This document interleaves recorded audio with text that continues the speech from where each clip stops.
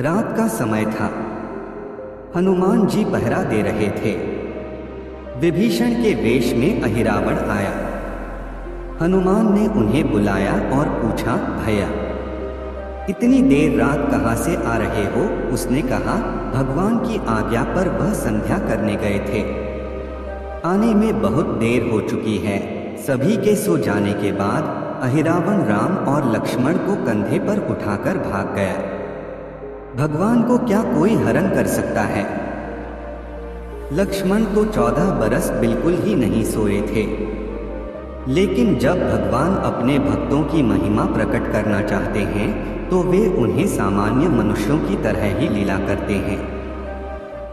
आज हनुमान की महिमा प्रकट होनी थी। वे चुपचाप अहिरावण के कंधे पर चल पड़े। अगली सुबह सेना में बहुत कौतूहल मच गई। सुग्रीव, जाम्बवन, विभीषण सभी सावधान हो गए। हनुमान ने घटना का वर्णन किया। विभीषण ने कहा, यह अहिरावण का मायाजाल है। मेरा भेष कोई और नहीं ले सकता। हनुमान ने कहा, वह कितना भी शक्तिशाली क्यों न हो, वह कितना भी मायावी क्यों न हो, मैं उसके पास जाऊंगा और हनुमान और अहिरावण का युद्ध होगा और मैं उसका वध कर दूंगा और मेरे प्रभु को वापस लाऊंगा। हनुमान यात्रा शुरू करते हैं। संयोग से रास्ते में कुछ ऐसा हुआ। दैवी प्रेरणा से कुछ जानकारी मिली कि अहिरावण भगवान को नागलोक ले गया है। वहां जाकर हनुमान ने महल में प्रवेश करने की कोशिश की, लेकिन मकरध्वज ने उन्हें रोक दिया और कहा, आप कौन हैं? क्या आप नहीं जानते कि मैं महावीर हनुमान का पुत्र हूँ? अगर तुम अंदर घुसने की कोशिश करते हो तो तुम्हें लोहे के चने चबाने पड़ेंगे। यह सुनकर हनुमान चकित रह गए। उसने कहा, अरे मेरा तो कोई पुत्र नहीं है। तुम कहाँ से आ गए? मकरध्वज ने कहा, जब आप लंका जलाने के बाद स्नान कर रहे थे तभी एक मछली ने आपका पसीना पी लिया। मैं उनके गर्भ से पैदा हुआ हूँ। हनुमान ने उनसे राम लक्ष्मण के बारे में पूछा। उसने कहा, वह कुछ नहीं जानता। आज मेरे प्रभु किसी की बलि दे रहे हैं, लेकिन वहां किसी को जाने की इजाजत नहीं है। मैं आपको जाने भी नहीं दूंगा। दोनों के बीच युद्ध हुआ।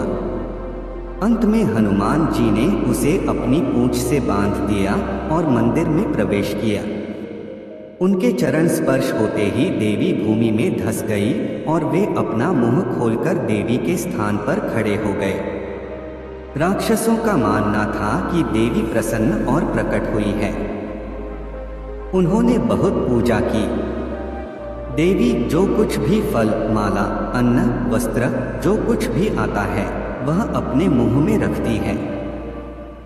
यज्ञ के समय राम और लक्ष्मण को ले आए। उस समय राक्षस उसका कई तरह से मजाक उड़ा रहे थे, उसे तरह तरह से परेशान कर रहे थे। उन्होंने चुपचाप सब कुछ सहा। अहिरावण ने कहा, अब तुम अपने रक्षक को याद करो। भगवान हंसे और बोले, देखना तुम्हारी देवी तुम्हें ना खा जाए। अहिरावण ने उन पर तलवार चलाने ही वाला था कि हनुमान दहाड़ते हुए वहां पहुंचे। हनुमान और अहिरावण का युद्ध हुआ।